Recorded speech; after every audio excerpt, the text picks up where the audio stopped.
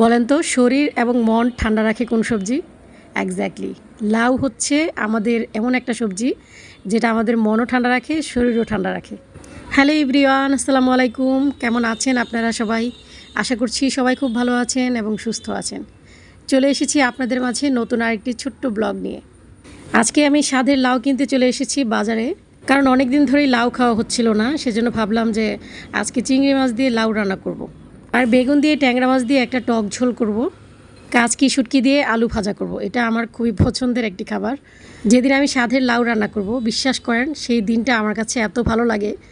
মানে আমি খাই বা না খাই, কিন্তু স্বাদের লাউ রান্না করলেই আমার মনটা ভালো হয়ে যায়। কারণ আমার কাছে মনে হয় লাউ রান্নাটা খুবই সহজ এবং খুবই দ্রুত হয়ে যায়, সেজন্য আমার এত খুশি খুশি লাগে। আজকে লাউয়ের খোসা দিয়ে আমি একটা ভর্তা করব। আর লাউয়ের খোসার ভর্তা কিন্তু অসম্ভব ভালো লাগে খেতে। আলু দিয়ে লাউয়ের খোসা ভাজি করলেও কিন্তু খেতে অসম্ভব ভালো লাগে। আমি মাঝে মাঝে করি অবশ্য। লাউ আসলে এমন একটা সবজি যার সব কিছুই খাওয়া যায়।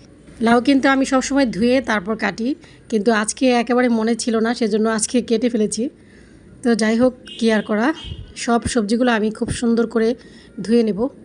জ্বর আর ঠান্ডা তো মোটামুটি ভালো হয়ে গেছে, কিন্তু মুখে একেবারেই কোনো রুচি নাই।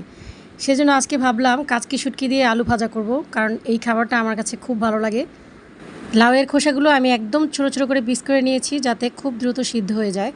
আর বাটাবাটি করতে গেলেও যেন আমার খুব সুবিধা হয়, কারণ বড় বড় পিস থাকলে আবার বাটাবাটি করতে অনেক বেশি ঝামেলা হয়ে যায়। তো চিংড়ি লাউটা আমি এখন বসিয়ে দিচ্ছি। আর সবার প্রথমে আমি কিন্তু কাঁচামরিচ দিয়েছি, তারপর রসুন কুচি, পেঁয়াজ কুচি, তারপর আদা রসুন বাটা। আদা রসুন বাটাটা যখন একটু ভাজা ভাজা হয়ে এসছে, তখনই কিন্তু আমি হলুদের গুঁড়ো, মরিচের গুঁড়ো দিয়ে দিলাম। লাউয়ে অবশ্য অনেকে মরিচের গুঁড়োটা অ্যাড করে না, কিন্তু আমি সামান্য একটু দেই আর কি, কারণ আমার কাছে ভালোই লাগে। সামান্য একটু মরিচের গুঁড়ো না দিলে আমার কাছে আবার একটু মিষ্টি লাগে, কারণ লাউ কিন্তু অনেক মিষ্টি। রান্না করছি আবার সিঙ্গারাও খাচ্ছি, কারণ এই টাইমটায় আমার অনেক বেশি ক্ষুধা লেগে যায়। মুখে একেবারে রুচি না থাকলেও ক্ষুধাটা কিন্তু ঠিকই লাগে। লাউ নিয়ে আসছি বাজার থেকে, অথচ ধনেপাতা নিয়ে আসতে একেবারেই ভুলে গেছি গাইস। তো আমার গাছে যে কয়েকটা ধনেপাতা ছিল, সেই কয়েকটাই আমি এখন উঠিয়ে নিয়ে আসছি। আর আমার গাছের ধনেপাতা বলে বলছি না, এত ঘ্রাণ। বাজারের ধনেপাতায় কিন্তু এত ঘ্রাণ থাকে না। তো এখন কাচকি শুটকিগুলোকে আমি তেলের উপর একটু ভালো করে ভেজে নেব।